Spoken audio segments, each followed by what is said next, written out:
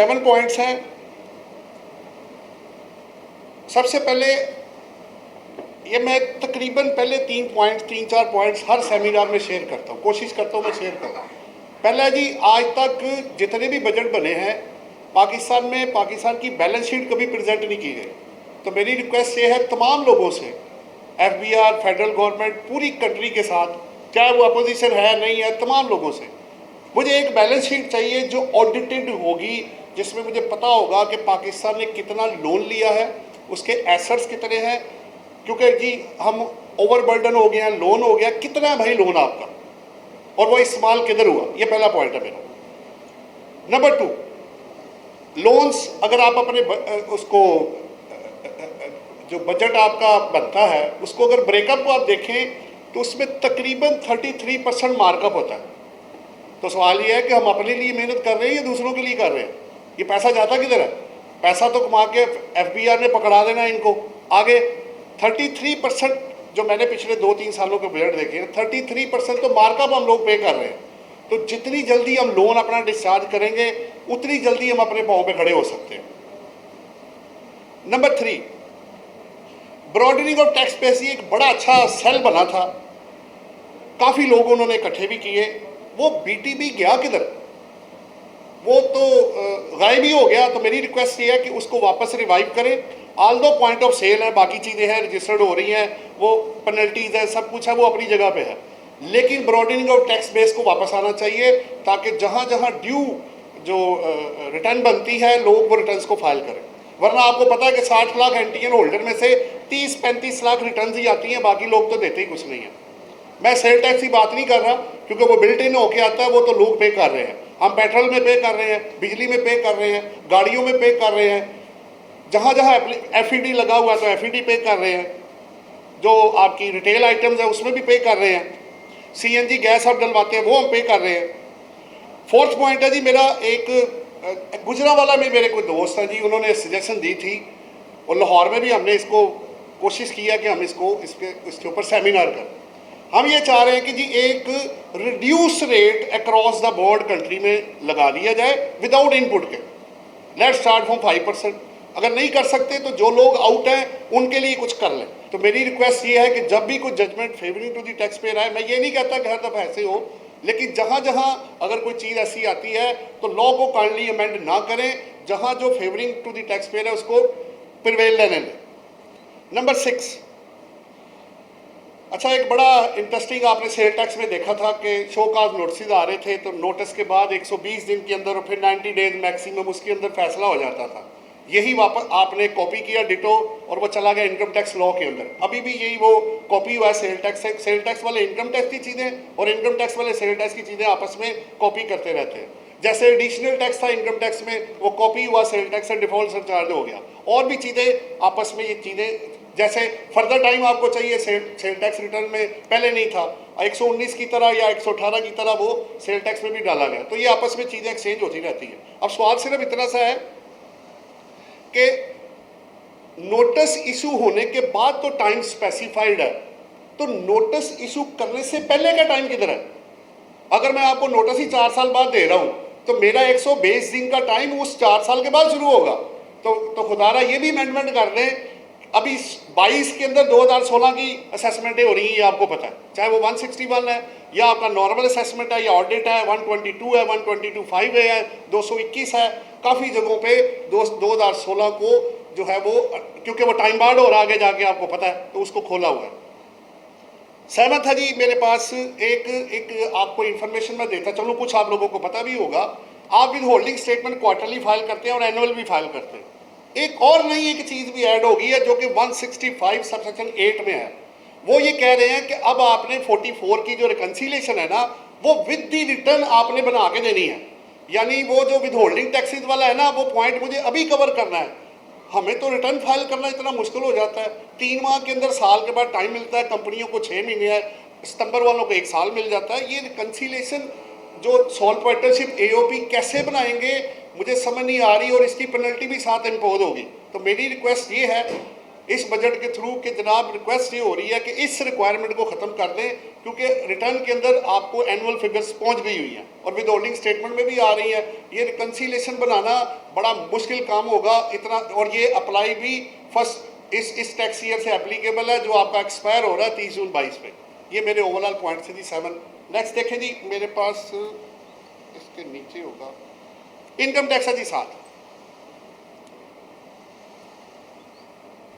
Business account में जी request क्या जा रही है फॉरवर्ड में, की पॉइंट सिर्फ जो क्रक्स है ना वो आपके साथ शेयर कर देता हूँ। रिक्वेस्ट ये है कि cross cheque bank account business में से और दूसरे बंदे के जो बिजनेस अकाउंट है उसमें जाना चाहिए। सजेशन ये आ रही है पाकिस्तान टैक्स बार की तरफ से कि आप उसको ट्रांजैक्शन को वेरीफाई ज़रूर कर लें, लेकिन उसका चाहे पर्सनल अकाउंट हो या बिजनेस अकाउंट हो उसको बिजनेस करने दें, पावर उसको दे कि वो पेमेंट करे, पेमेंट वेरीफाई हो, लेकिन किसी भी अकाउंट से ओपन कर दे कि इंस्टेंट सिर्फ वही वाला अकाउंट जो प्रोफाइल के अंदर अवेलेबल है और वो बिजनेस वाला हो। ये पहला था जी। नेक्स्ट है मेरे पास ग्रीन फील्ड जी।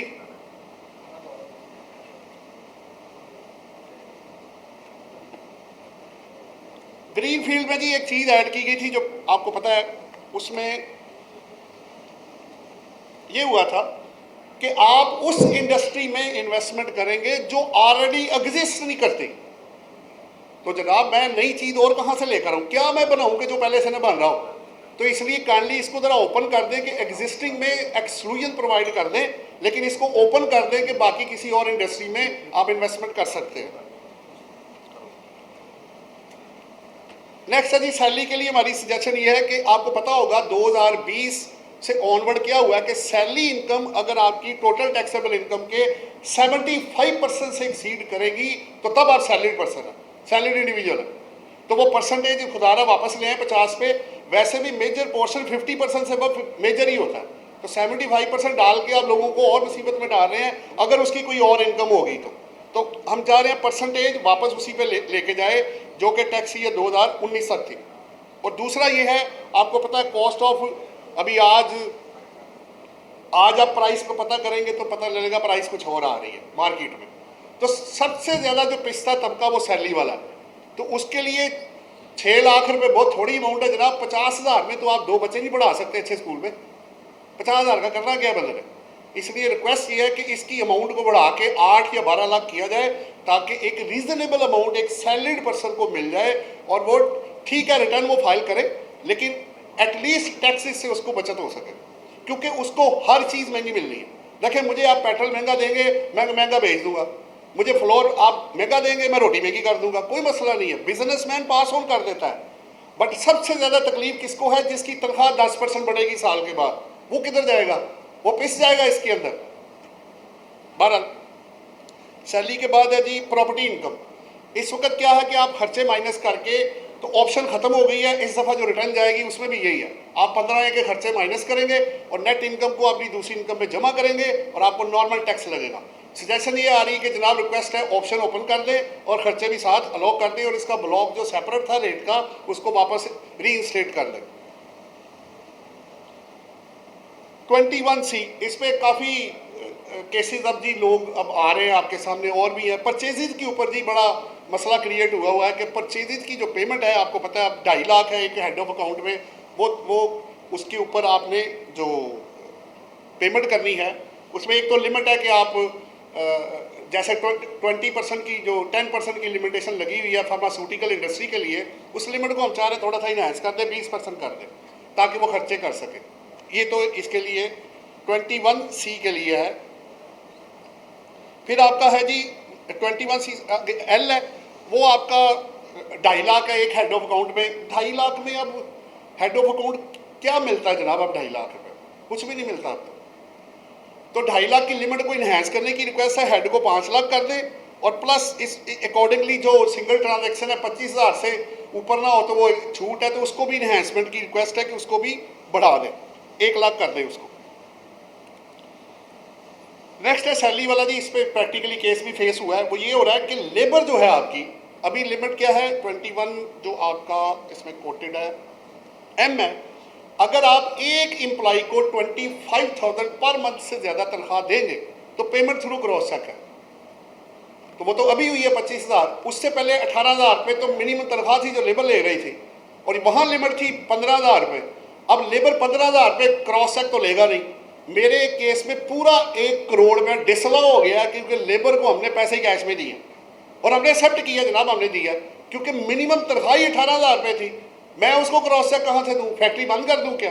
तो रिक्वेस्ट ये है कि सैलरी को इस मद में only to the extent of, मैं लेबर क्लास की बात कर रहा हूँ। जो अनपढ़ आदमी है, अगर पढ़ा लिखा होता तो ऑफिस में बैठ के काम कर रहा होता जनाब, लेबर बनने की जरूरत नहीं थी उसको। अंगूठे लगाता है, नहीं पढ़ा लिखा, तो उसको बैंक अकाउंट ऑपरेट करना बड़ा मुश्किल है। इसकी लिमिट को इनहेंस करके तो आगे ले जाए, 50,000 कर दे, ताकि उस क्लास को आसानी पैदा हो सके। और टैक्स तो उसने वैसे भी आपको नहीं देना, क्योंकि 6 लाख रुपए तक तो 0% टैक्स है। 39(3) जी, इसमें एक सजेशन है, काफ़ी केसेस इधर उधर से मिक्स हुए हैं कि जब आप फैमिली से गिफ्ट या लोन लेते हैं तो रिक्वेस्ट ये आ रही कि इन राइटिंग के अंदर 39(3) के अंदर एक एक्सप्लेनेशन डाल दें, सब सेक्शन ऐड कर दें या सेक्शन ऐड कर दें कि अगर फैमिली से मैं लोन या गिफ्ट लूँगा तो उसमें क्रॉस चेक की कंडीशन ना अप्लाई करें, क्योंकि वो दोनों अगर वेरीफाई करा देते हैं, हस्बैंड वाइफ को या वाइफ हस्बैंड को या भाई को लोन देते हैं, तो उस पर भी 39(3) सेक्शन अप्लाई हो जाता है। और एक आध जजमेंट है जो फेवर में है, बट ज़्यादा अगेंस्ट है, वो इनकम बना के डीम्ड इनकम 111 में 39(3) को अदर इनकम बना के टैक्स लगा देते हैं। तो रिक्वेस्ट ये है कि इस स्पेसिफिक ट्रांजेक्शन पे इस कंडीशन को काइंडली, पर्पज़ भी यही था इसका, फेक लोन को कंट्रोल करना था। जब लेने वाला भी वेल्थ में डिक्लेयर कर रहा है और लेने वाला भी कर रहा है और सोर्सेज भी अवेलेबल है, तो वो फेक तो ना हुआ जनाब, पर्पज़ तो पूरा हो गया आपका। चलें, एग्रीकल्चर इनकम में भी आपको पता है सेक्शन 41 एग्जम्प्ट करता है, लेकिन 111 के अंदर पावर चली गई है FBR के पास कि वो क्या कर सकते हैं कि आपकी एग्रीकल्चर इनकम नहीं, इनकम फ्रॉम अदर सोर्सेज बना के आपको टैक्स लगा देंगे। तो प्रोविंस को तो फिर भी टैक्स देना है, तो फिर फेडरल क्यों टैक्स ले रहा है? तो बेहतर ये है कि फेडरल उनको क्वेरी मार्क कर दे कि भाई इसने इनकम डिक्लेयर की है, इससे एग्री इनकम जो जिस भी रिस्पेक्टिव प्रोविंस का है वो कलेक्ट करें, ताकि उसी को टैक्स जाए जिसका बनता है।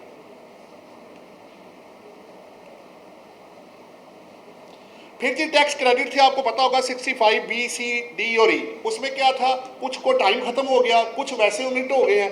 तो रिक्वेस्ट ये है कि इसमें बेसिकली इंडस्ट्री को जॉब्स क्रिएशन के लिए इन सेक्शंस को वापस रीइंस्टेट करें, ताकि जो इंडस्ट्री या और जो एम्प्लॉइज़ को बेनिफिट पहुंच सकता है वो पहुंचे।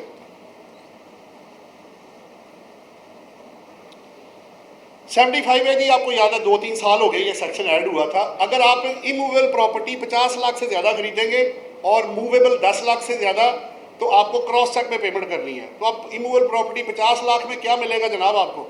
रिमोट एरिया में तो शायद घर मिल जाएगा, शहर के अंदर बहुत मुश्किल है। इसलिए इस लिमिट को इनहेंस करें, 50 को 1 करोड़ कर दें और 10 लाख को भी 50 लाख होना चाहिए। 10 लाख में गाड़ी कौन सी आती है जनाब? मुझे 0 मीटर मेहरान लेके दिखाएं आप, मिलेगी नहीं आपको। गाड़ियों की कीमतें बहुत ज़्यादा है, इसलिए इसको भी इन्फ्लेशन के साथ ऊपर जाना चाहिए।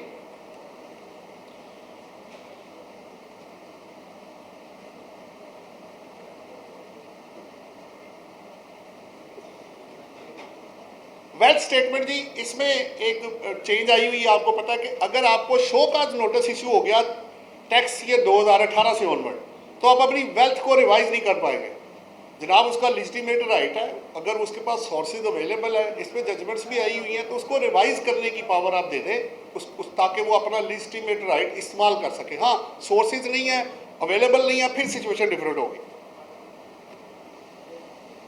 और नोटिस वाला तो मैं आपको पहले बता चुका हूँ। अच्छा, एक क्लॉज है, चले उसको छोड़ देता हूँ मैं। एक्सटेंशन में जी एक प्रैक्टिकली हमें डिफिकल्टी ये हुई कि कुछ लोगों के हमने ऑनलाइन एप्लीकेशन दी कि हमें 15 दिन का टाइम दे दें, ना वहाँ से कोई जवाब आया, ना हाँ या ना। और एंड पे वो कोर्ट में एक डिसीजन आ गया कि अगर आपको उन्होंने जवाब नहीं दिया कमिश्नर इंडियन रेवेन्यू ने, तो इसको आप ना ही समझें।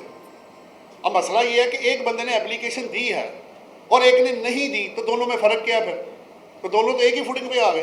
तो रिक्वेस्ट ये है कि उसको ऑटोमेटिक 15 दिन के बाद अगर कोई जवाब नहीं आया तो उसको 15 डेज़ का टाइम एक्सटेंड उसको मिलना चाहिए, ताकि वो अपनी रिटर्न जो है वो फाइल कर सके।